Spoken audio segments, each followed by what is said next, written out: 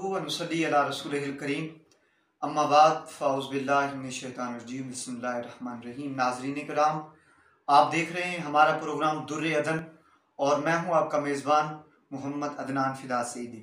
जैसा कि आपके इल्म में है, माह रमज़ानुल मुबारक के मुक़द्दस अयाम हैं और आज का हमारा प्रोग्राम आखिरी अशरा के हवाले से है कि इसकी फ़जीलत क्या है। चूँकि ये दोज़ख से निजात का अशरा है तो इसमें रब्बे कायनात अपने बंदों को किस तरह अपने करम से नवाजता है। अल्हम्दुलिल्लाह आज के हमारे मेहमान हमारे वसेब से बड़े ही बेहतरीन आलिम दीन हज़रत अल्लामा ग़ुलाम अकबर सईदी साहब, आप करम फरमा हुए। सबसे पहले मैं आपका शुक्रगुज़ार हूँ, आपने करम फरमाया, अपना कीमती वक्त इनायत फरमाया। हुज़ूर, पहला सवाल ये कि चूँकि आखिरी अशरा के अयाम हैं तो आखिरी अशरा की आखिर फजीलत ऐसी क्या है कि इसे दोज़ख से निजात का अशरा फरमाया गया। बिस्मिल्लाहिर्रहमानिर्रहीम। वैसे तो रमज़ानुल मुबारक का एक एक सेकंड इतना कीमती है कि अगर कोई बंदा सारी जिंदगी रमज़ान के अलावा इबादत करता रहे तो उसके एक सेकंड के बराबर भी सारी जिंदगी की इबादत नहीं हो सकती। लेकिन अल्लाह रब्बुल इज़्ज़त ने कुरान करीम में इरशाद फरमाया, शहरु रमज़ान अल्लज़ी उन्ज़िला फ़ीहिल कुरआन। रमज़ान वो मुक़द्दस महीना है जिसमें हमने कुरान को उतारा और कुरान कहता है इन्ना अंज़लनाहु फ़ी लैलतिल क़द्र, मैं तो लैलतुल क़द्र में उतरा हूँ। तो लैलतुल क़द्र चूंकि आखिरी अशरे में है इसलिए रमज़ानुल मुबारक की फजीलत इस वजह से और ज्यादा कई गुना ज्यादा बढ़ जाती है कि लैलतुल क़द्र की फजीलत खुद रब्बे करीम ने फरमाई, लैलतुल क़द्र खैरुम मिन अल्फ़ि शहर, ये 1000 महीनों से भी बेहतर है। तो चूंकि लैलतुल क़द्र आखिरी अशरे में है और फिर इसकी फजीलत इसलिए भी बढ़ जाती है कि मक्कातुल मुकर्रमा जब फतह हुआ तो अल्लाह रब्बुल इज़्ज़त ने वो भी रमज़ानुल मुबारक के इस अशरे के अंदर हमें अता किया और हम पाकिस्तानियों के लिए इसकी फजीलत और ज्यादा बढ़ जाती है कि हमारा पाकिस्तान भी लैलतुल क़द्र में मुअर्रज़ वजूद में आया।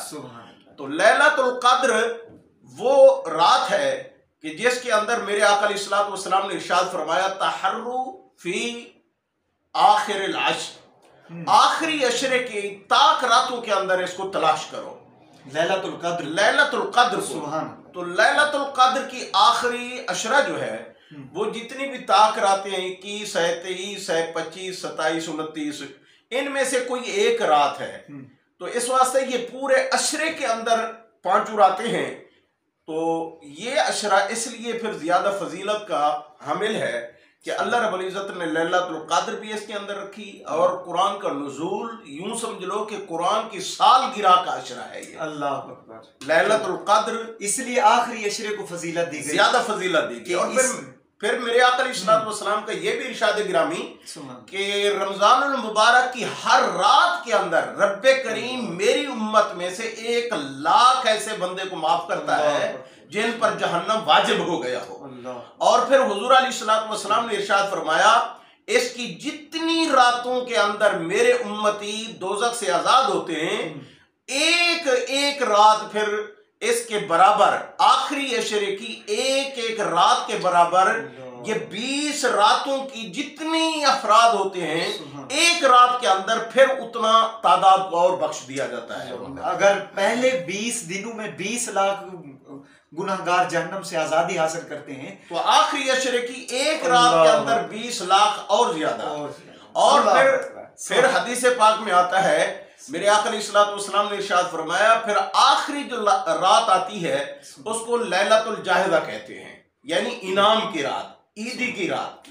तो अल्लाह के हबीब अलैहिस्सलातु वस्सलाम ने इरशाद फरमाया, पूरे रमजान के अंदर जितने लोगों को माफ कर दिया जाता है उस एक आखिरी रात के अंदर फिर उस तादाद के बराबर मेरी उम्मत के लोगों को माफ कर दिया जाता है। तो इस अशरे की तो आप अंदाजा भी नहीं कर सकते, कैलकुलेट भी नहीं कर सकते कि इसका सवाब कितना है।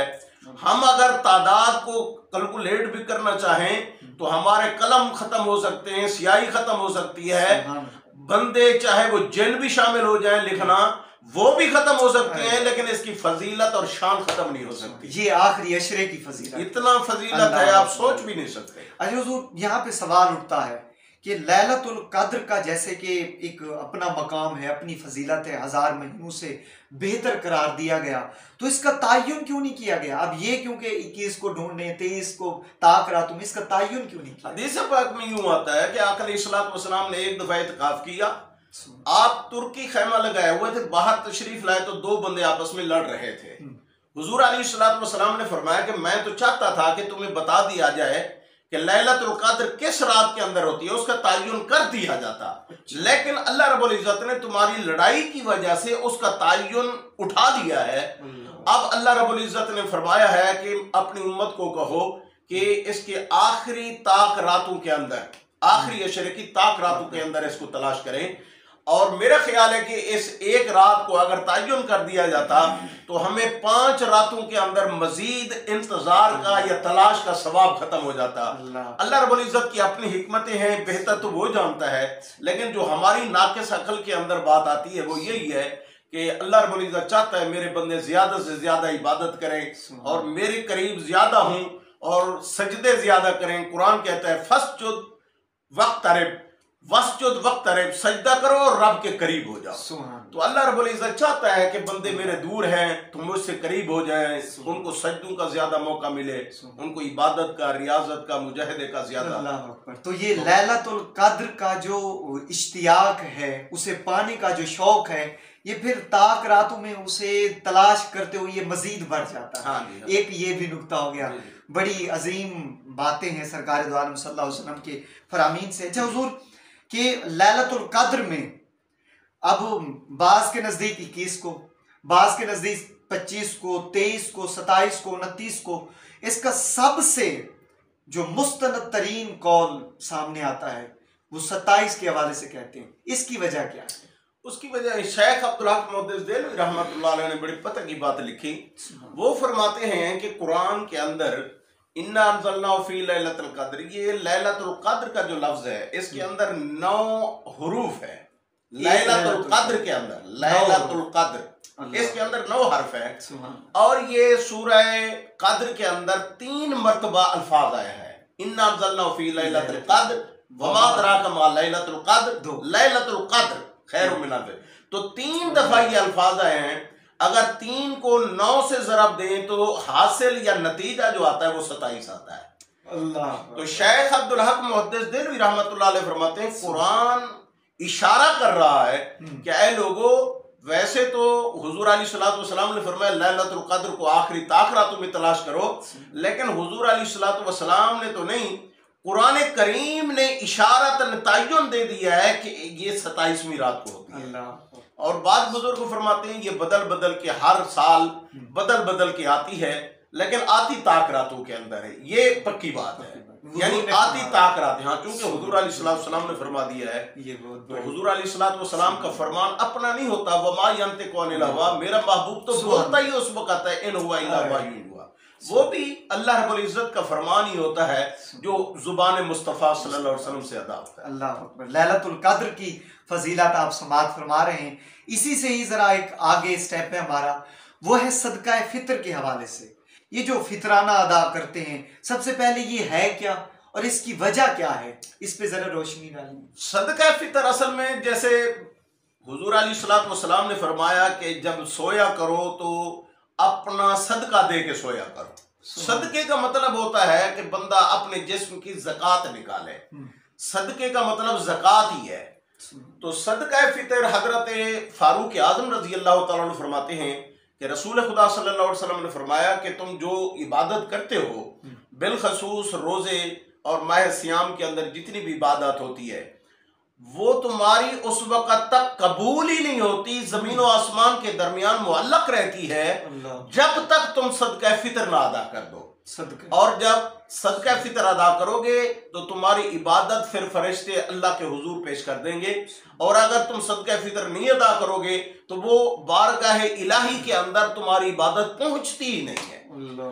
और इसकी वजह यह है, रसूल खुदा सल्लल्लाहु अलैहि वसल्लम ने फरमाया कि जो तुम रोजा रखते हो, तुम्हारे बतकाज़ा बशरियत जो तुमसे गलतियां कोताहियां होती हैं, वो चाहे आंख से गलतियां हों, हाथ से हों, जुबान से हों, रोजे के अंदर हों, रोजे के बगैर हों, तो जब तुम सदका फितर अदा करते हो तो रब करीम उसका इतना सवाब अता करता है कि तुम्हारी इबादत के अंदर जो कमी आ गई थी उस सवाब को पूरा कर दिया जाता है। सदका फितर अदा करने की वजह से जो तुम्हारी इबादत के अंदर नक्स और खामी और कमी रह गई तो सदका फितर की वजह से वो तुम्हारा इत्माम और पूरा कर दिया। अच्छा हुजूर, ये सुन्नत है, वाजिब है, फर्ज है, ये क्या सदका फितर? हर मुसलमान आकिल बालिग पर ये फर्ज है, वाजिब की शक्ल के अंदर, यानी फर्ज के करीब तरीन समझो।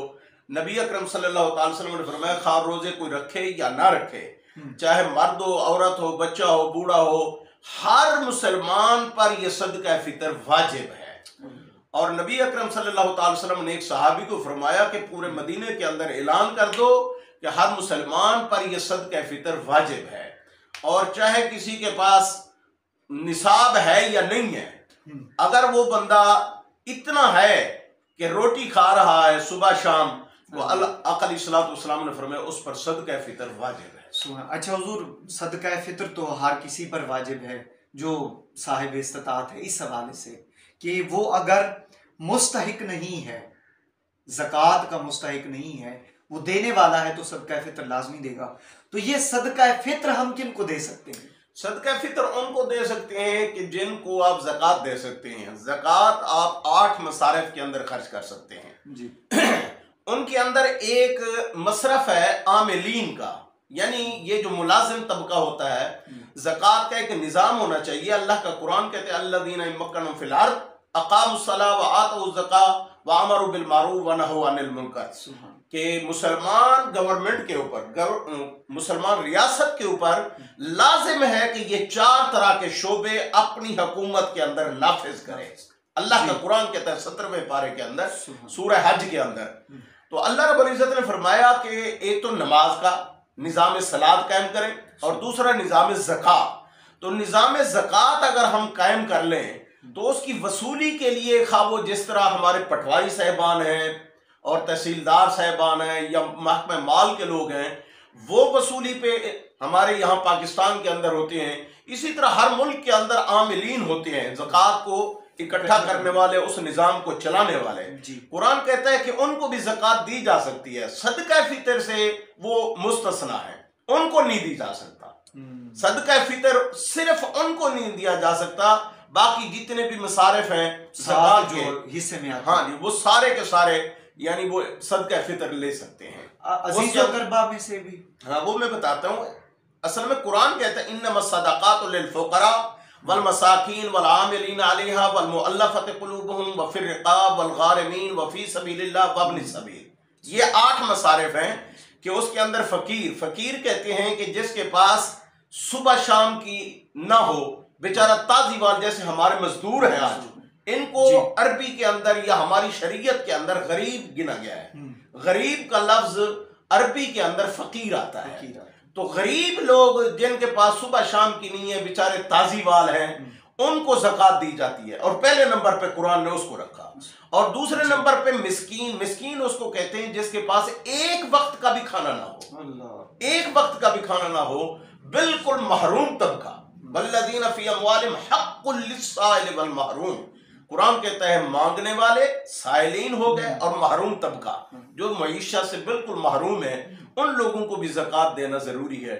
और कुरान कहता है वल आमिलीन अलैहा, जो निज़ाम ज़कात को चलाते हैं, वसूली वगैरह या इसको उनकी तनख्वाहें वगैरह उसी ज़कात में से दी जा सकती हैं। वल मुअल्लफ़ति क़ुलूबुहुम, जो हैं तो मुसलमान ताज़ा, लेकिन पहले वो इस्लाम से बाहर थे, अब इस्लाम के अंदर दाखिल हुए, बेशक वो अमीर हूं, लेकिन उनको ज़कात दो ताकि उनको पता चले कि इस्लाम देने वाला है, लेने वाला नहीं। इस्लाम का हाथ ऊपर है, नीचे नहीं।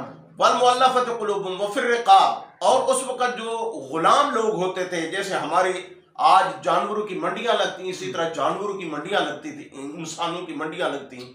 तो अल्लाह कहता है कि उन गर्दनों को जो लोगों के ताबे या कब्जे में है, गुलाम है, उनको आजाद कराने के लिए भी ज़कात खर्च करो। व फ़िर रिक़ाब वल गारिमीन, और जो मकरूज लोग हैं, उनके ऊपर बेशक आपकी कोठी है, बंगले हैं, गाड़ियां हैं, लेकिन इतनी मकरूज हैं कि अगर वो कर्जा अदा कर दिया जाए तो आपके पास कुछ भी ना बचे।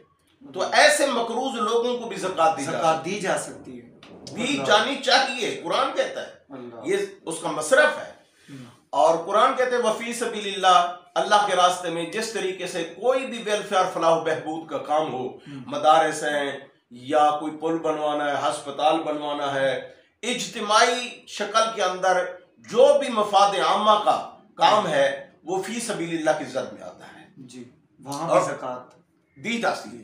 और कुरान कहते हैं वाबनिस सबील, जो मुसाफिर लोग हैं, अपने वतन में नहीं है, आपके प्रदेश में आए हुए हैं, तो उनको भी ज़कात देना जरूरी है। लेकिन इन मसारिफ में से हर एक को सदका फितर दिया जा सकता है, सिर्फ आमिलीन जो हैं जो उनको सदका फितर नहीं दिया जा सकता। बाकी सब के सब वही मसाइल हैं जो ज़कात लेने वाले के हैं, वही सदका फितर। अजीज व अकारब भी, अजीज व अकारब में से आप अपने बेटे और माँ बाप को नहीं दे सकते, अपनी औलाद को, औलाद की औलाद को नहीं दे सकते। अपनी फैमिली में से हुजूर अलैहिस्सलातु वस्सलाम ने फरमाया अपने बाकी रिश्तेदारों को दो और तुम्हें डबल सवाब मिलेगा, एक सदका फितर का और दूसरा सिला रहमी का, यानी डबल सवाब। अगर आप सवाब ज्यादा कमाना चाहते हैं तो अपनी कोई गरीब बहन है, गरीब भाई है, आप उनको दे सकते हैं। सौतीले अगर माँ बाप मुस्तहिक है उनको भी दी जा सकती है, सगों को नहीं दी जा सकती। सगी बहन को नहीं दे सकते, ना सगी बहन को दे सकते हैं, औलाद को नहीं दे सकते। यानी बंदा अपने बेटे बेटी को नहीं दे सकता, अपने पोते पोते को नहीं दे सकते, नवासा नवासी को, औलाद को, औलाद की औलाद को नहीं दे सकते। भाई बहन को दे सकते हैं, फूफी को दे सकते हैं, खाला को दे सकते हैं, बाकी जितने भी रिश्तेदार हैं सबको दे सकते हैं। इस्लाम ने वुसअत पैदा, हाँ जी। और फिर इसी तरह अपने वालिदैन जो है, अपना यानी दादा हो गया, दादी हो गई, और इसी तरह नाना हो गया, नानी होगी, वो भी वालिदैन में आते हैं, उनको भी नहीं दी जा सकती। बाकी जो है ना सब रिश्तेदारों को दी जा सकती है। और कुरान करीम ने उसके मसारिफ भी बयान कर दिए हैं, अगर 8 सिवाय आमिलीन के। बड़ी बेहतरीन बात है ये तो। इस्लाम ने इतना वुसअत पैदा की, इतना सहूलत पैदा की कि बस इसके बाद कोई इस्लाम को अगर कदामत पसंद कहे कि इस्लाम के जो कवानीन है वो दकियानूसी ख्यालात पर मुश्तमिल हैं, तो मेरे ख्याल में उस जैसा अक्ल का अंधा कोई नहीं है। इस्लाम ने तो इस्लाम बड़ा इस्लाम बड़ा और जदीद से भी जदीद तरीन है इस्लाम। अच्छा हुजूर, ये एक अहम सवाल है, यकीनन बाकी भी अपनी नौयत के हवाले से अहमियत के हामिल थे। तो ये फितराना की जो रकम होती है इसका तयन कैसे करते हैं? ये अब इस साल 2022 में ये कितना अदा करना पड़ेगी, इस हवाले से? सदका फितर की तयन जो है हुजूर अलैहिस्सलातु वस्सलाम ने पैमानों की शक्ल में किया है जी। उस दौर के अंदर एक पैमाना होता था, जैसे हमारे सरेकी के कुछ पैमाने होते थे, हम बचपन में देखते थे तो हम सरेकी में कहते थे पड़ोपी या तराजू के अंदर, मकसद उनके एक पैमाने बने होते थे। अरब के अंदर उस वक्त जो राइज था वो था सा, स्वाद अलिफ ऐन सा। हुजूर नबी अकरम सल्लल्लाहु अलैहि वसल्लम ने फरमाया कि अगर जौ, खजूरें, किशमिश वगैरह वगैरह ये चीजें मुख्तलिफ लोगों के इलाके होते हैं तो मुख्तलिफ जगह पे मुख्तलिफ चीजें पैदा होती हैं। बिल्कुल। तो हुजूर नबी अकरम सल्लल्लाहु अलैहि वसल्लम ने फिर हर फसल का तयन किया और उसका पैमाना मुकर्रर किया। आका अलैहिस्सलातु वस्सलाम ने फरमाया कि अगर तुम गंदम देना चाहते हो तो निस्फ सा, आधा सा, और अगर तुम जौ देना चाहते हो या कोई किशमिश, खजूरें वगैरह वगैरह चीजें देना चाहते हो तो वो 1 सा देंगे। और हमारे आज के जदीद तरीन जो रियाजीदान उलमा है उन्होंने जब हिसाब किया है तो वो मिकदार बनती है 2 किलो 25 ग्राम, निस्फ सा की बनती है 2 किलो 25 ग्राम। यानी यूं समझो कि 1000 ग्राम का 1 किलो है, 1 किलो तो 2025 ग्राम ये सदका फितर बनेगा। और इसकी कीमत दे देना ज्यादा फजीलत है जी। लेकिन इसका तयन होगा उस दौर की गवर्नमेंट के मुकर्रर रेट के हिसाब से। कि उसने उस जिन्स का कितना मुकर्रर किया? हाँ, उस जिन्स का क्या रेट उन्होंने मुकर्रर किया है हमारी रियासत ने। आजकल जैसे 2022 चल रहा है, इसके अंदर 2200 रुपए फी 40 किलो फी मन उन्होंने लगाया है। तो आप इसका यहां देख लें, हमारे इलाके के अंदर कुछ रेट है और सिंध के अंदर कुछ है, वो भी पाकिस्तान का हिस्सा है, मगर वहां कुछ और रेट है। कराची में चले जाए उसका कुछ और रेट है, बढ़ के जाता है जी। तो यानी इलाके के हिसाब से देखना पड़ेगा कि गवर्नमेंट का यहाँ क्या रेट है, फिर उसको 2 किलो 25 ग्राम की कीमत दे दे ज्यादा सवाल, उसकी कीमत अदा कर दीजिए। अगर वो जिन्स ही दे दी जाए, जिन्स भी दे दें तो भी जायज है, ठीक है। हाँ, वो भी जायज है, उसका आटा दे दें तो भी जायज है। और अगर उसकी कीमत देना चाहें तो कीमत फिर गवर्नमेंट के मुकर्रर रेट के हिसाब से 2 किलो और 25 ग्राम की हो। अच्छा हुजूर, एक और सवाल कि जैसे एक साहिब इस्तात है, वो भी उसी हिसाब से ही, जैसे गंदम का रेट है 2200, अब जौ का रेट इससे कुछ ज्यादा है, किशमिश का और ज्यादा है, खजूर का भी ज्यादा हो गया, तो क्या साहिब इस्तात भी वैसे ही रकम देगा जैसे एक आम मुसलमान जो ये जो मिकदार है, ये मिकदार है कम अज कम मिनिमम की। अच्छा, आप अगर ज्यादा देना चाहें, लाख रुपया दे दें सदका फितर में, उसमें उसकी कोई रुकावट नहीं। वो तो बंदे को फिर अपने ऊपर डिपेंड करता है। यानी ये वो लिमिट है जो आप कम अज कम, इससे कम नहीं दे सकते। इससे कम अगर देंगे तो सदका फितर अदा नहीं होगा।